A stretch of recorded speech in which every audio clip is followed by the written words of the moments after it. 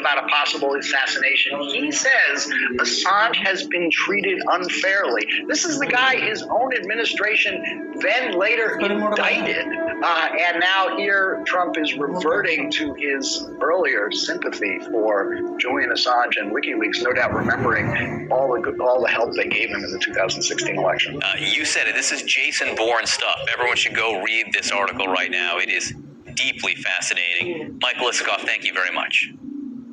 Sure enough, thank you. And New Day continues right now. Hello, I'm Brianna Keeler alongside John Berman on this new day. The active threat to America's democracy intensifying this morning, underscored by a big confession from the former President Donald Trump. And the massive manhunt for Brian Laundrie enters its third week as the FBI searched his home, collecting personal items and anything they could find for possible DNA testing.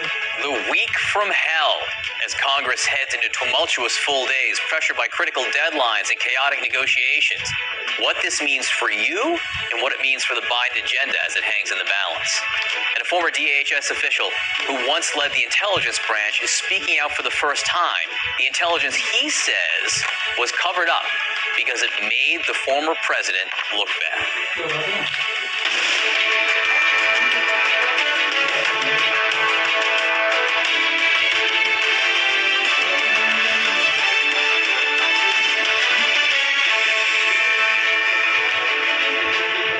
Morning to our viewers here in the United States and around the world. It is Monday, September 27th, and America's democracy is in peril as the Republican Party continues to sow doubt about the outcome of the 2020 election and threatens to wreak havoc on elections in 2022 and 2024. The party's ringleader, and for now the front runner for the nomination, is the Big Lie's biggest cheerleader. The former president confessed at a rally in Georgia that he called Republican Governor Brian Kemp in the wake of the 2020 election and asked him to hold a special election. He wanted Kemp to hold an election to throw out the results of the November election and do a new one, all based on Trump's lies about voter fraud. Let me handle it. I'll call him up. I said, Brian, listen, you have a big election integrity problem in Georgia. I hope you can help us out and call a special election, and let's get to the bottom of it for the good of the country. Let's get to the bottom of it for the good of your state. Let's go, election integrity. What could be better than that? Sir, I'm sorry, I cannot do that. Whoa. I said, you cannot do that. And that's why, let me tell you, this guy's a disaster. He's a disaster. Joining me now, Bill Kristol, former Chief of Staff for Vice President Dan Quayle and Director of Defending Democracy Together. Bill, thanks so much for being with us. This is the president saying it out loud, the former president just saying it out loud. He's not embarrassed by his public in broad daylight lies about the 2020 election. Yeah, good morning, John and Brianna. No, he's not. I mean, you said he confessed, and that's true in a legal sense, but as you Ben said correctly, he's not embarrassed. And the key is that he can't be embarrassed. He's not going to apologize. The whole point is to normalize this. And as Brianna said in the introduction, it's the Republican Party that is now carrying this message of denying the facts about the election and of committing, in a sense, to the possibility, at least, of overturning the next one. It's not just Donald Trump. So the whole point of the enterprise here is not to, quote, is not to apologize, is not to cover it up, it's to normalize this. And talk to me more about the fact that the point isn't 2020, the point is 2024. Totally, maybe a little bit 2022, incidentally, and in states where there might be close elections. No, the point is that Trump has a party. If Donald Trump were an ex-president who were out on, railing away at the injustices that were done to him and sulking and screaming and yelling, and everyone was kind of ignoring him, that would be one thing. He dominates the party. Mitch McConnell said last week that he's fine with all these candidates who are running as almost exaggerated versions of Trump in different Senate primaries and totally embracing the election lie. Here in Virginia, we have a candidate who's tried to put a little distance from Trump, very, very delicately, but basically will not repudiate the election lie, will not say that he would have voted to uphold the election would have voted if he were a member of Congress to uphold the election on January 6th. We have a political party that is being organized to possibly overturn the results of the election in 2024, and the voters of that party and voters in general are being taught, this is no big deal. In fact, this is kind of what it means to be a tough, good Republican and not to be a wimp like Brian Kemp. That's why Trump goes after Brian Kemp so much. He wants to purge people like Kemp from the party and make it difficult or impossible for Republicans to succeed in elective office if they resist him. He's okay with some of them being quiet, I think. But the point is, if they're quiet, they'll ultimately go along. It is interesting. You bring up Virginia Glenn Youngkin, who refuses to say how he would have voted to certify the election on January 6th were he in Congress. He refuses to say it. That should be a layup question for anyone who believes in truth. And the silence there, isn't option three. It's not, oh, I'm not going to address this, because silence itself does something, which is what Liz Cheney was saying in an interview last night. Listen to what she says. When you look at the spread of these mistruths and the spread of the disinformation, silence enables it. Silence enables the liar, and silence helps it to spread. When we allow that to continue to go on in the face of rulings of the courts, in the face of recounts, in the face of everything that's gone on to demonstrate that there was not fraud that would have changed the outcome, then if we do that, we are contributing to the undermining of our system. And it's a really serious and dangerous moment because of that. She's saying, Bill, the Republicans can't just look the other way. I think she said that extremely well. Silence is acquiescence. Silence is enabling. And taking this kind of, or trying to be cute about it is also enabling. And the question is, will people pay a price, though? I mean, voters, it's unclear whether, if you're a Republican operative, you think it's terrible that Trump may have cost Republicans those 2 seats in Georgia on January 5th. But that's not what the whole party thinks, and that's not the way the party's behaving. And it's not clear where voters are, honestly. My colleague Sarah Longwell has done focus groups with many voters and reluctant, people who left Trump, swing voters, voters who've stuck with Trump reluctantly. And what's striking is somehow it has not been brought home to them how dangerous the situation is. They kind of look at it, they're not paying very close attention, honestly. And these are the parties are squabbling, and maybe there was some election, some problems with the election, and who's to say? And you let this stuff go, though, and you don't confront it, it really can become deeply damaging to our democracy. And again, the people who are most effective at confronting it would be Republicans. I mean, people who might have voted for Trump once or are sympathetic to the policy goals of some of the policy goals of Trump. That's why Liz Cheney is now such an important figure, Liz Cheney and Adam Kinzinger. But how many of them are there, John? How many? Well, you just named 2, and I think there may be a couple more. But it's not much more than that. I got to let you go. But constitutional crisis, as Robert Kagan wrote over the weekend, is it a crisis? Yeah, it's a crisis for democracy. Crisis for democracy. Bill Kristol, thank you for being with us this morning. A potentially significant development in the Gabby Petito death investigation. On Sunday, the FBI was back at the Laundrie family home in Florida to collect personal items belonging to her fiancé, Brian Laundrie. They appear to be trying to match some DNA samples here. So here to try to help us understand more of the challenges in this case, Zeke Unger, who is a bounty hunter and fugitive investigator with over 40 years of experience. Zeke, first things first here, what does this tell you? They're trying to collect items that it appears they're using for DNA comparison. What does that tell you? I think it tells us 2 things. One is that they're trying to pin him directly to the homicide by using DNA samples. And also that they want to start using canines, and possibly that DNA and the scent will allow the canines to do what they do very well, and that's to attempt to locate the fugitive. Okay, so look, he's not being called a suspect at this point, just to be clear here. I mean, he's certainly being investigated for spending money, at least $1,000 that was not his, right? But he's obviously someone they are intensely interested, and there's a manhunt underway. With that, knowing that you have searched for many individuals, where do you start with this? How do you go about searching for someone in this situation? Well, the first thing is I believe he is a suspect, and they're just not letting that out yet. I believe that they have information that they're not disseminating to the public. In the fugitive game, we say never assume, always investigate. And they've got a lot of leads coming in different parts of the country. The problem is he's evaded twice now. He's evaded detectives on his interview, and he's also evaded now by giving false information to his parents, which was disseminated to law enforcement. And law enforcement took the red herring and went to Florida, deep in the swamp there, to look for him for a week, which gave him the ability to have a week's jump on law enforcement. So you have to be very careful about chasing red herrings in the fugitive game. You have to look at fact, and you have to conduct your investigation accordingly.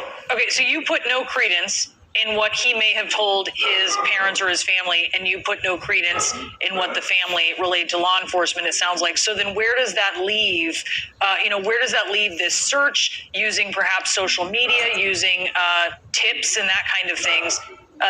Where do you go from here in a search like this? Well, I think you have to stand down momentarily and take a big look at the totality of the circumstances surrounding the investigation. And then what you do is you reach out to law enforcement areas in which you think that the suspect may be in, along with social media. You have to remember that fugitives will usually go where they feel comfortable. Many fugitives are caught within miles of their home. He spent a lot of time in the Appalachians. I'm starting to gear my investigation towards the Appalachian Ridge, rural and easy to hide.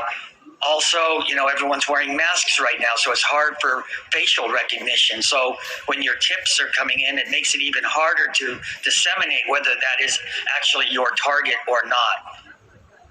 Zeke, look, this is the hunt that continues, and we appreciate you being with us to talk about it. Zeke Unger, thanks. Thank you for having me.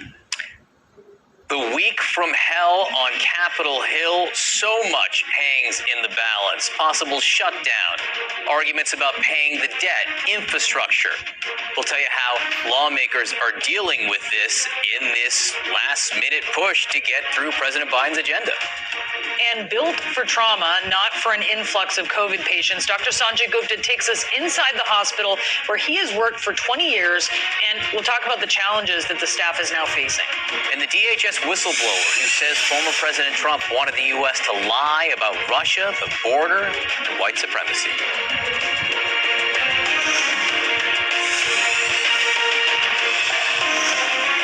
To run a growing business is to be on a journey. And along the ride, you'll find many challenges.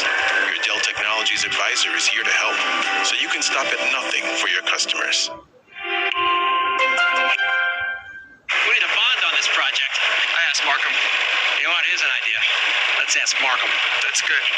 Hey, now, lunch. Yeah, there's a couple of Ever wondered where the people with all the answers get all the answers? Ask Markham, accountants and advisors.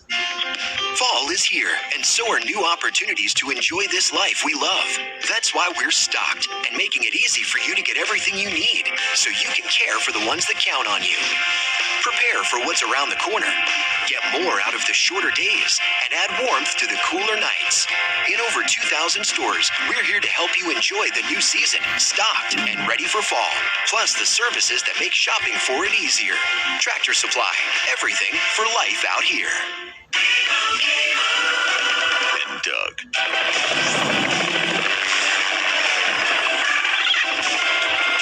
Get a couple of bogeys on your 6 Lima. They need customized car insurance from Liberty Mutual, so they only pay for what they need.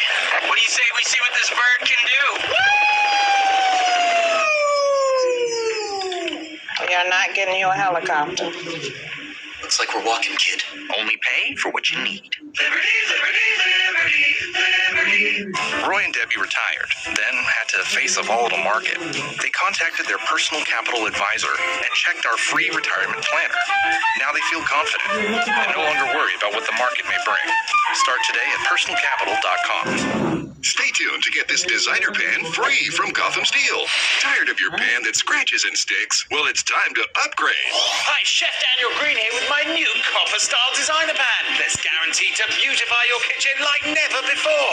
Eggs stick to other pans, but with mine they slide right out. And look, it still has the super durable ultra non-stick surface. It's oven safe up to 500 degrees, so bake chicken pot pie and serve it straight from the pan. And then it wipes clean with ease. Wow, this is a beautiful pan. It looks great. Look at that. I love how they swirl. I tell you, I'm sold. I can't believe how beautiful this pan is. Similar hammered pans sell for almost $100, but today it's an incredibly low $19.99, and we'll even ship it to you free. But wait, call right now and you can get a matching single-serve egg pan absolutely free. You'll get it all. Call now.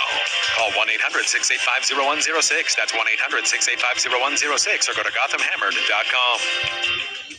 When did you see the sign? When I needed to jumpstart sales. Build attendance for an event. Help people find their way. Fast Signs designed new directional signage And got them back on track. Get started at fastsigns.com. You booked a cozy Verbo mountain cabin with a kitchen where everyone can chef. A family room where you can let your hair down. And a backyard that is a tree-lined living room. But the thing they'll remember forever, watching the game together once again. The time for getting back together is now. Find it on Verbo. A week from hell, that is what one Democratic member of Congress says is now upon them in Washington, with legislative deadlines colliding and President Biden's agenda at stake. There's the threat of a government shutdown and the possible default on the U.S. debt. Today, Senate Majority Leader Chuck Schumer plans to hold a key test vote to fund the government and raise the debt limit, which pays debts already incurred by the United States.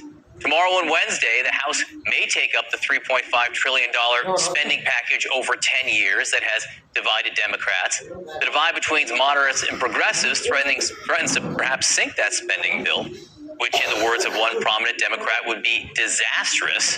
Debate on the bipartisan crafted $1 trillion infrastructure bill begins today in the House. Speaker Nancy Pelosi says a vote on that will be held on Thursday. Federal government is set to run out of money on Friday if Congress doesn't pass a new government funding bill by then.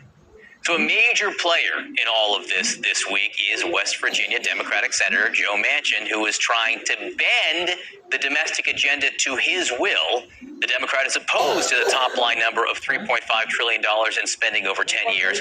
But what would the plans inside that proposal actually do for his constituents, for the people in West Virginia? John Avalon with a reality check. Yeah, all roads to the Democrats' chance of success this week seem to go through West Virginia, whose Senator Joe Manchin is in a make-or-break position for the Biden presidency and the razor-thin Democratic majority. There's been a lot written about the red state Democrats' disproportionate influence, much of it along the lines of the Kanye West lyric, "No one man should have all that power." But there just might be some strategic symbiosis here, because West Virginia would benefit big time from the proposed Democratic budget, while Democrats would benefit big time from more red state representatives. After all, the reason they can't afford to lose a vote is because they literally have no margin for error. And right now, the clock's ticking as they count the hours. So let's start with facts first. West Virginia is a one-time Democratic stronghold that swung right, going from an all-Democratic House delegation in 1998 to an all-Republican slate in 2014. Manchin, a former governor, is the only Democrat in the state's congressional delegation, winning re-election in 2018 between Donald Trump's two 68% wins in the state. So, to put it bluntly, no Joe Manchin, no Democratic control of the Senate. And while John Denver called the state almost heaven going into this hell week, West Virginia's got more than its share of challenges, with the largest population drop in the U.S. over the past decade. It has the nation's sixth highest poverty rate, even though unemployment rate is now below the national average at 5%. But with almost 1 in 5 children living in poverty, that's before the pandemic, West Virginia would benefit from the extension of the child tax credit, child nutrition programs, and universal pre-K proposed in the Democrats' budget. Likewise, only 40% of the state had dental insurance as of 2012, so the proposed expansion of the Medicare to cover dental as well as vision and hearing could make a meaningful difference in people's lives. Now, a lot of the debate around the Biden budget concerns climate change mitigation and clean energy, and West Virginia is, of course, coal country. And that's been a powerful culture war wedge issue used against liberal environmentalists. But many of the proposals are about incentivizing renewable energy investment, and Manchin has proposed his own American Jobs and Energy Manufacturing Act. Together, they'd spur more than $20 billion investment in the state and create thousands of new jobs while moving to nearly 80% emission-free power generation by 2030. And then there's hard infrastructure, the other trillion-dollar bipartisan bill hanging in the balance now. West Virginia got D grades from the American Society of Civil Engineers for bridges, dams, roads, drinking water, wastewater. For example, 21% of the state's bridges are structurally deficient. That's 3 times the national average. And proposals to put billions into rural broadband could also help the fact that, quote, internet service in West Virginia is slower and more expensive than the rest of the country. It's not to say there isn't room in the bill for pruning and negotiation, which Manchin will do, citing excessive spending and concerns about inflation. But big picture, Biden is betting that Democrats can begin to win back some of the blue-collar voters they've lost in recent decades by delivering on bread-and-butter economic issues, while sidestepping some of the culture war debates that have cost them rural and red state votes. And progressives who are tempted to balk at nothing less than a redux of LBJ's Great Society ignore the fact that he had supermajorities in the House and Senate, including a lot of rural representation. Under Biden, there just aren't the margins to make the perfect of the enemy of the good, and there's no room to punt another quarter with the midterm elections looming. So it's time to put up or shut up. That's your reality check. You know, Manchin always says he's got to be able to go back and explain proposals to his constituents. It sounds like from what you're saying, if he explained a lot of what's in this bill to his constituents, maybe they'd like it. That's exactly right. This is stuff that is designed to help people who've been struggling for a long time. That describes a lot of voters in West Virginia. That's what this bill's designed to do. John Avalon, thank you very much. A former Department of Homeland Security whistleblower, now speaking publicly, says the Trump team manipulated intelligence and a return to the White House would be a disaster. He joins us next.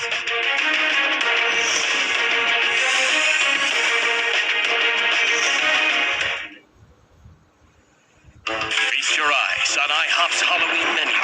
From caramel apple a la mode pancakes to Reese's Pieces pancakes and Monster Mummy burritos. Could you stop? Sorry. I'm doing a math problem. Let's just say algebra or something, and I need help. Right. With the help. But he does a completely weird algorithm that he did when he was 10 years old. Yeah, and it's called the road to the solution. Okay. Sometimes it's a long road. At Brainly, all roads lead to understanding. Snap to solve any homework problem instantly. Ask the Brainly community for help. Or chat live with a tutor for one-on-one support. That's learning your way. Try the Brainly app free. At Leaf Filter, we're on a never-ending journey to end gutter cleaning forever. Whoa! Way too dangerous, Bill. Say goodbye to that ladder. Way too clogged, Melissa. Those black gutters are causing serious damage to your home. Look at these cracks in your foundation. Leaf Filter, the nation's #1 rated gutter protection system, will keep you safe and protect your home. Leaf Filter's stainless micromesh screen fits over your existing gutters and is guaranteed to filter out everything except for water. No more leaves or debris in your gutters for the life of your home. Schedule your free gutter inspection and estimate, just like Paul. With Leaf Filter's lifetime warranty, we guarantee you'll never have to clean those nasty gutters again. Everybody okay with that? I should. Call 833-LEAF FILTER or go to getleaffilter.com for your free gutter inspection and estimate. Act now and save 15% off your purchase. What makes new Salonpas Arthritis Gel so good for arthritis pain? Salonpas contains the most prescribed topical pain relief ingredient. It's clinically proven, reduces inflammation, and comes in original prescription strength. Salonpas, it's good medicine.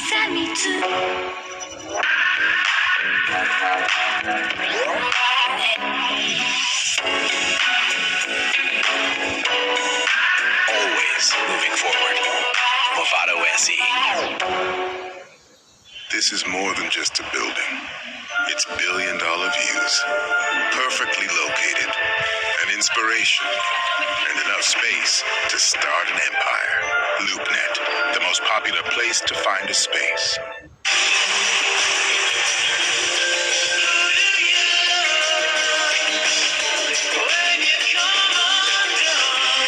The new CNN original original series, Diana, premieres Sunday, October 10th at 9 on CNN. And welcome back to Guess the Price. Sal, what do you do? Oh, I'm a retired postal worker. Fantastic. Are you ready to play? Oh, heck yeah. Okay, Johnny, tell him about Eargo. These top-of-the-line hearing aids from Eargo are straight out of the future. They're rechargeable and virtually invisible in your ears. Okay, Sal, how much do you think they cost? Oh, gee, I don't know. $5,000? Well, actually, for you, they don't cost anything. Holy heck. That's because federal employees, retirees, and their families can get these life-changing hearing aids at no cost. Holy heck. And you don't need to visit a doctor to get them. They ship right to your home and come with lifetime remote support. Convenient, right? Heck yeah. Heck yeah. Heck yeah. Eargo 5 is here, our latest device that allows you to personalize your hearing experience. Get yours today. And if you're an active or retired federal employee, you may qualify to get Eargo at no cost to you. This is Life with Lisa Lang, premieres Sunday, October 10th on CNN. A Department of Homeland Security whistleblower is speaking out publicly for the first time. Brian Murphy, the acting undersecretary for intelligence at DHS during the Trump administration, says Trump appointees covered up intelligence about Russian interference and white supremacy because those topics made the then president look bad. The new comments from Murphy are shedding some fresh light now on allegations that he previously made in a whistleblower complaint last year.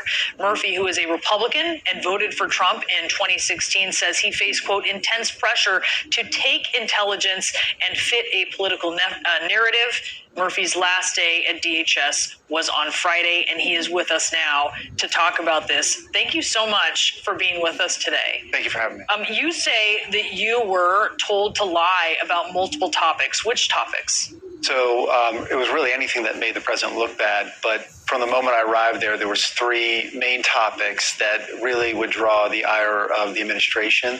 They were anything to do with white supremacy, Russian disinformation, and the southwest border. And so why? Just simply because it made the president look bad? That was it, yes. They were topics that the president, I presume, did not want to be addressed and did not want to hear about and didn't want anyone else to hear about. And did officials confront the fact that just ignoring these things could be problematic? I think it was more than just ignoring them. It was to manipulate the intelligence to fit that political narrative. So, yes, they also did not want things to come out, but they wanted to shape it in a way that would support the president's objectives. Ken Cuccinelli, who was a top official in the Trump administration, is someone who, tell us about this interaction that you had with him. Was this in person? What did he say? Yes. So I met with Ken Cuccinelli and Chad Wolf on an almost daily basis to brief them on intelligence. And, at one point, at many points, I articulated to him that I was concerned about what was happening. I thought it was unethical, and there was probably violations of law. And he would, constantly tell me to, keep my mouth shut and to do what he said, and I refused. So you started complaining. This whistleblower complaint wasn't the only time. Yes. So right after I arrived at DHS in 2018 from the FBI, it was intense. And those three issues I just talked about were immediately told to me that these are things that, aren't going to either come out or we're going to change the narrative, intelligence. And I issued my first IG complaint in 2018, really 4 or 5 months after I arrived. And then again in March of 2019. So, by the time it came to 2020, I had a target on my back. I've been told multiple times they knew that I was the one behind these IG complaints. It was only a matter of time before I'd get fired. So who said that to you? Who basically said, hey, we need to change the narrative? And did they actually use words like change the narrative? So I was told by virtually all the senior departmental officials. Chad Wolf, Ken Cuccinelli, and many others. And the words that they used were, I'm ordering you to change the outcome of these products, these intelligence products we would do. I told them many times that I would not do that. And if they kept the pressure up, I would go to Congress or use the whistleblower path to make sure that it was addressed. Ken Cuccinelli demanded that you modify the Homeland Threat Assessment, specifically on the topic of white supremacy? That's right. So we completed the Homeland Threat Assessment in March of 2020, and it doesn't go out for months. And the reason for that is Ken Cuccinelli and Chad Wolf and others consistently wanted several areas changed. One was on the white supremacy part, and the other was on the Russian disinformation. Did they explain why they thought that made President Trump look bad? So Cuccinelli told me that, because of what the president's statement in Charlottesville, and then more as the spring and summer of 2020 went along, as it related to the murder of George Floyd and other things, in that time era, that it would make the president look bad. I mean, that's were his exact words. So we know this was a big threat. White supremacy, anti-government extremism. We saw some of the fruits of that on January 6th during the insurrection. Do you think this denialism affected preparedness for January 6th? Absolutely. And the organization that I led, I was removed in July. Everything that we were doing to find violence on social media, regardless of where it was coming from, was shut down by my predecessor. My predecessor, strikingly now, is on the January 6th committee, and he is the one that shut all of those things down, all those safeguards we had in place. And I'm pretty confident my team would have found it. I'm positive they would have found it. But strikingly, Joseph Maher now sits on the committee investigating himself, which I am baffled why, one, he would take that job, and two, why they chose to put him on the committee.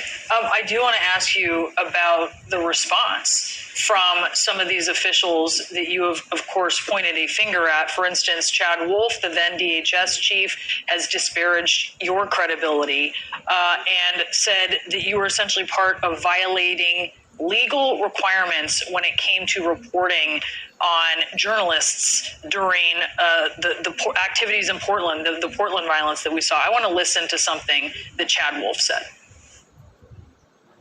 Regarding the intelligence and analysis whistleblower complaint from Mr. Murphy is patently false. It's a fabrication, completely. I reject any claim that I attempted to influence or retaliate against any individual at DHS, but specifically Mr. Murphy.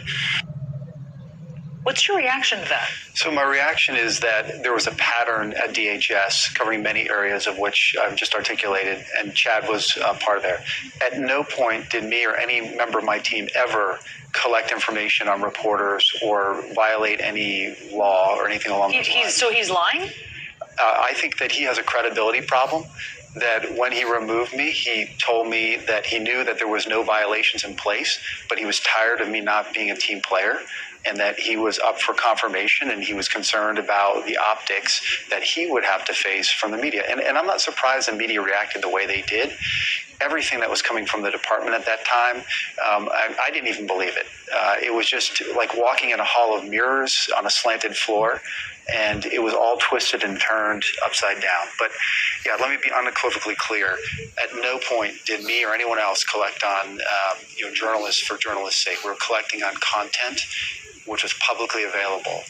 And I would also add that I've been told by multiple people now, the Inspector General has completed the report on my organization's activity in Portland and completely cleared me. And I would like to see that report come out. I've never read it, so I can't, I don't know fully what it says, but I'm willing to see what it has to say. But that's what I've been told. So I would like to see the Inspector General release it. I have no idea why they haven't. Brian, thank you so much for joining us in studio today to talk about this. It is great to finally hear from you personally about this. Thank you. Thank you. Brian Murphy. There's something so powerful about hearing someone so matter-of-fact about something so important. It really, to hear him just flat out say, yeah, they made me lie because they told me it would make the president look bad, it blows you away. Yeah, and to be going into work day in, day out, and that's what you're hearing, But I think that's also part of the pattern that we're seeing, John, with some of these whistleblowers is you just get the sense that truly a lot of these folks are really just, they're just servants. They're just going about their work. A lot of them are not trying to attract the attention that certainly being a whistleblower does. And initially, a lot of these complaints that they filed were just things to deal with the situation internally. And then eventually it becomes public and they find themselves thrust into the spotlight. Look, and these are about really important things. We're talking about the rise of white supremacy, white supremacist violence. Brush it under the rug. We don't want to talk about that because it makes the president look bad. It really, this makes you sit up straight when you hear Brian Murphy talk about this. Yeah. It does. We need to know about these topics for sure. Today, New York may tap the National Guard to replace unvaccinated healthcare workers to fill hospital staffing shortages. Plus, the governor of West Virginia begging his state to get vaccinated nearly every day. How's it working? That's coming up.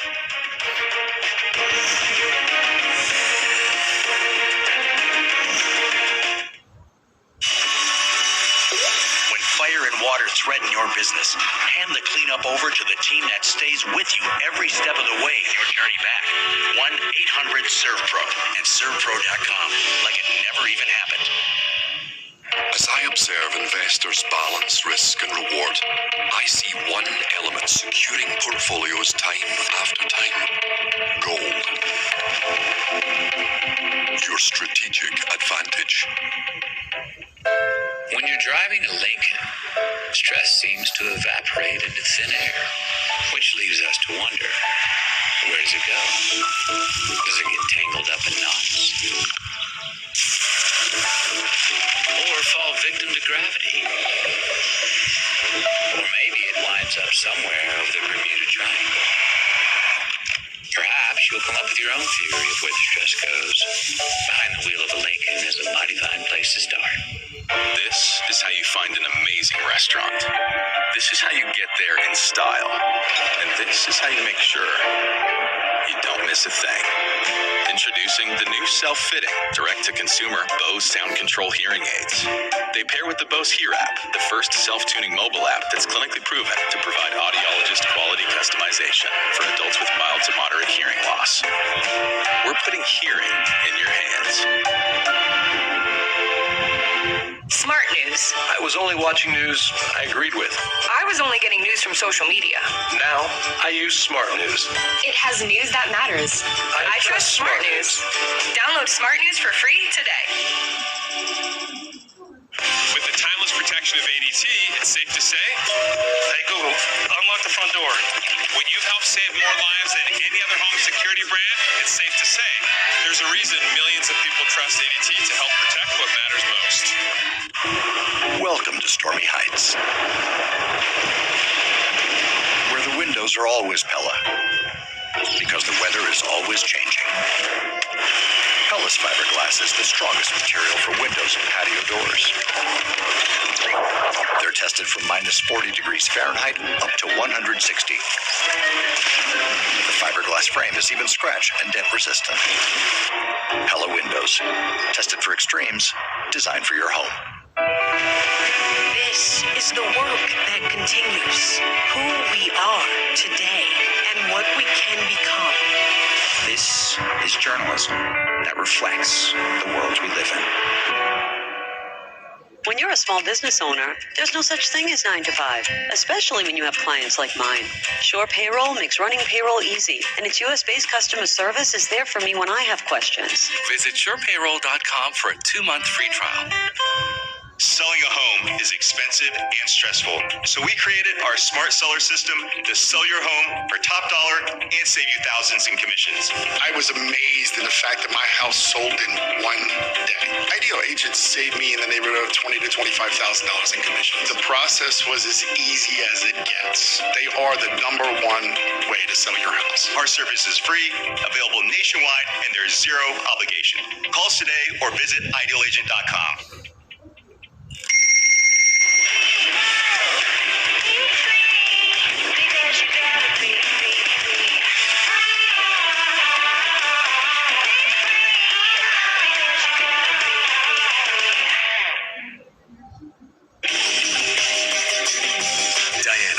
Sunday, October 10th at 9. West Virginia Governor Jim Justice is pleading to his residents to get vaccinated. This is our fourth surge, and it didn't have to happen. It didn't have to happen. If we would have just gotten vaccinated, everybody is encouraging you to get vaccinated. And we know this, that if you don't, it'll be more and more and more. And it's just going to keep on going.